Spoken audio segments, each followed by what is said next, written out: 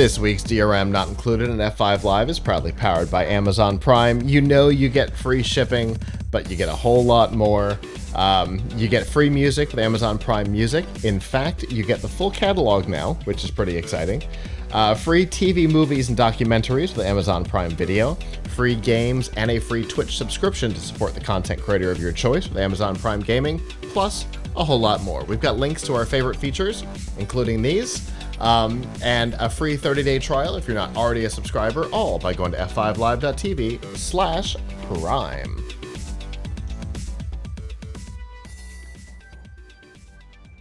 All right, so Netflix has been having trouble. We were just joking about a Netflix documentary in the last segment. But Netflix has been struggling, right? They had a number of consecutive quarters of subscriber growth. Anytime something like that happens, companies start to panic. They start looking for ways to change up the business. We know a ton of content got canceled. Some of it was done, which I don't understand why they didn't just release it, but whatever. It's not my business, not my problem. I don't own shares in the company. But one of the things that apparently the company has been working on, in addition to the new ad-supported tier, is live sports. Now, why would they do that? Partially because everybody else does.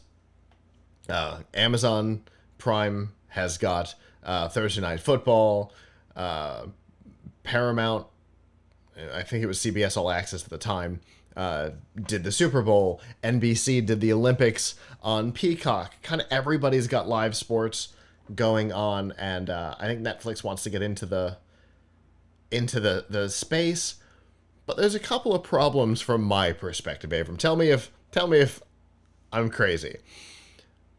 Prime was fine with doing live stuff because Amazon is also Twitch. They know live. They've got the infrastructure. Everything's fine.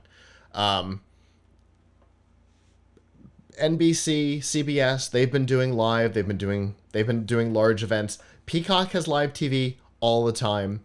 Paramount Plus has the local CBS stations streaming live all the time. Netflix doesn't. Netflix doesn't have any background in live. So in addition to getting into sports for the first time, yeah, they've got some documentaries, but normally it's about athletes that have killed somebody or been killed by somebody or done some other stupid thing. Netflix doesn't really do sports content. So they'd be getting into sports and live all at once, which seems like a weird move to me. Plus, it's not a brand that people associate with anything like that because it's not who they are. I understand they're going after new subscribers, but to me that seems like too many new things all at once. Am I crazy? I mean, well, yeah, I mean, it doesn't seem like it's in their DNA, right? Like Google not having gaming in its DNA. Right. So, I mean, they're trying to do something and they think maybe this will help. I don't know. I mean, it's not an original idea. Everybody else is doing it, as you said, and seemingly doing it with NFL games and to some extent. I mean, there were some MLB games on Prime, I think, but mostly NFL. You've got Disney that's got ESPN Plus, right? With all kinds of content. But there they bought. Disney owns ESPN, right? Correct. They bought a brand that was good at this already. It was good at sports already. You're good at sports already. And added a solid streaming component behind it under their ownership. Right. Exactly. So they bought a brand that was good at. That brings us back to Google buying YouTube. They bought somebody who was already good at things and said, "Let us be an asset to you." Right. So, yeah, I mean, I don't know if Netflix is in a financial position to be buying anybody at this point. Right. So. And what would they buy? Bally's?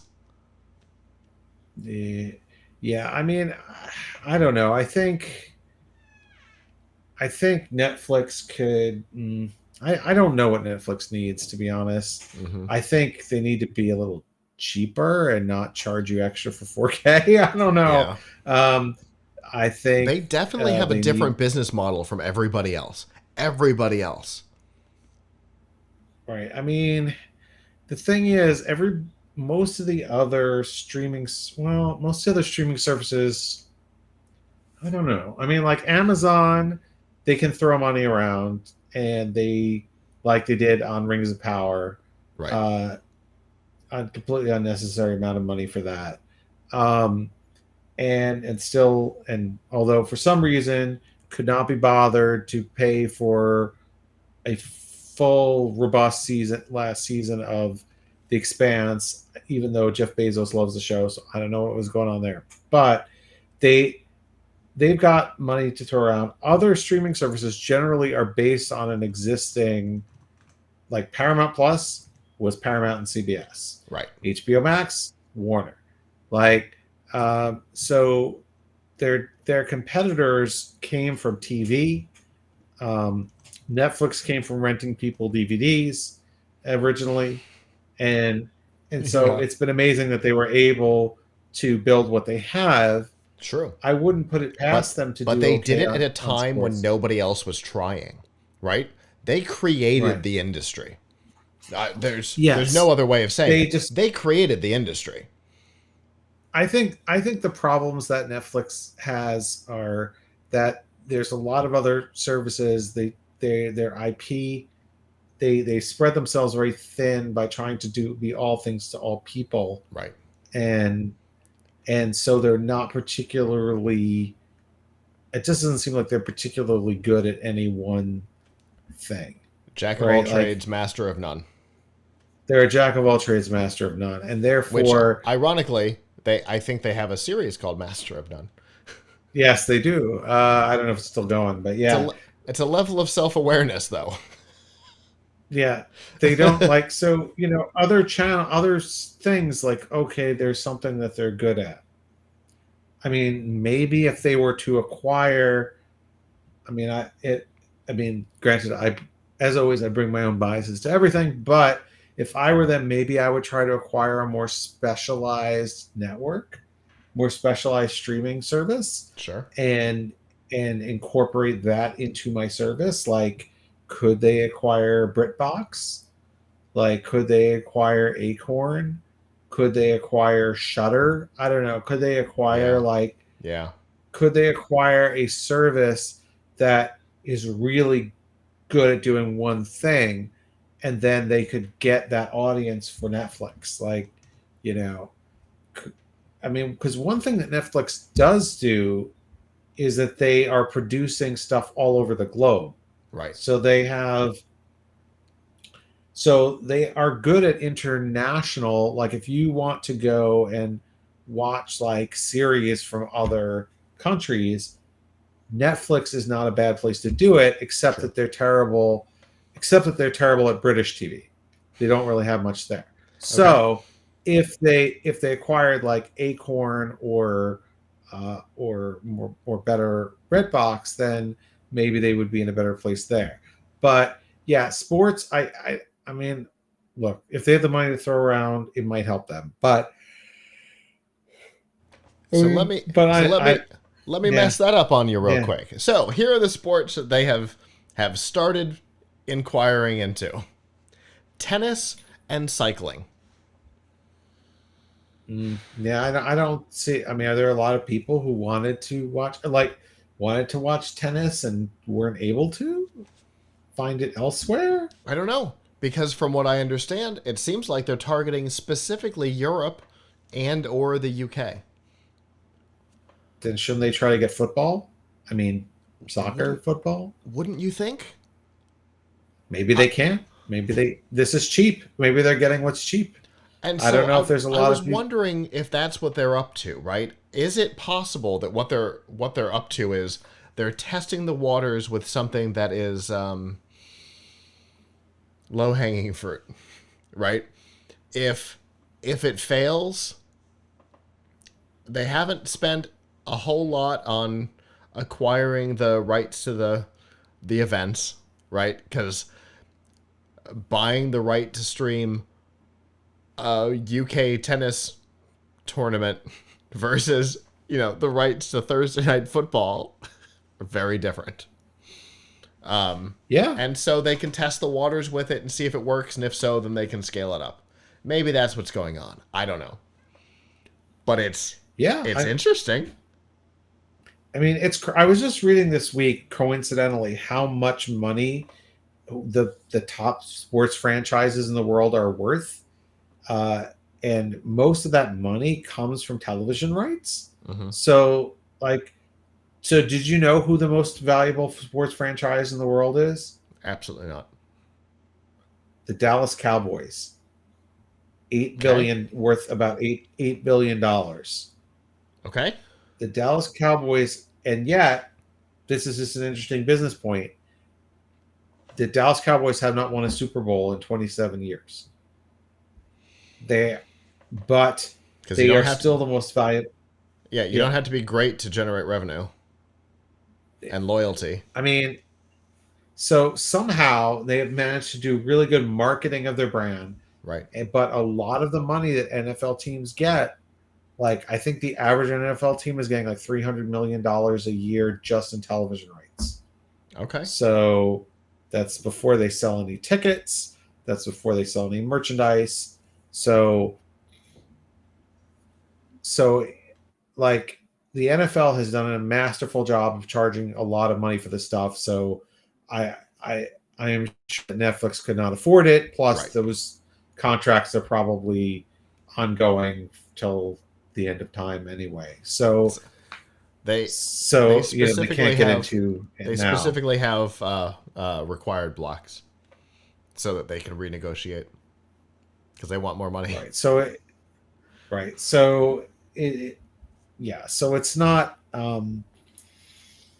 So they're going to have to go after sports that aren't taken. So I guess this is their way of doing it. Now, if they want to do live events, it wouldn't be a bad idea to do other kinds of live events. I mean, I don't know. Could they be could they acquire Fathom Events and start showing live concerts or something? Fathom. That's literally the brand that was in my head.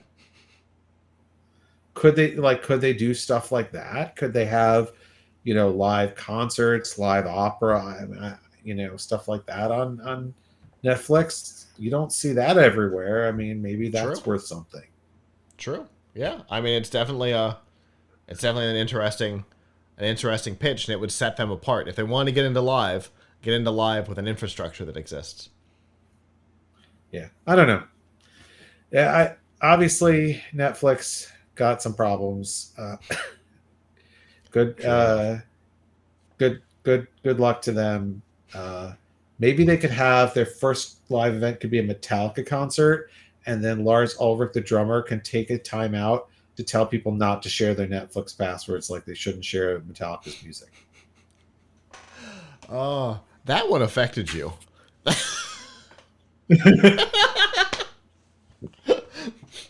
That one comes up frequently. Okay. Sorry. No, I love it. It's definitely funny. Yeah, I don't know. I think we're in agreement. This is an interesting potential move. Now, nothing is hard and firm. They have placed bids on one event and started negotiations without ever placing bids on at least two others. Again, all in Europe. So it seems like they're kind of poking to see what they might or might not be interested in, but I don't know. It doesn't seem like it's obviously any kind of guarantee. So I guess we'll find out. Indeed we will. Hello, YouTube. Thanks for watching, and I hope you enjoyed this episode of F5 Live Refreshing Technology. If you did, please subscribe to the channel down below, and of course hit the notification bell because we know that subscriptions don't mean much on YouTube anymore. If you've got topics that you'd like us to talk about in the future, please comment them down below. And if you'd like to not follow us on YouTube, there's lots of ways that you can follow along with our content by going to plughitslive.com/subscribe. There you'll see all of our shows and all of the ways that you can watch, listen, and follow along.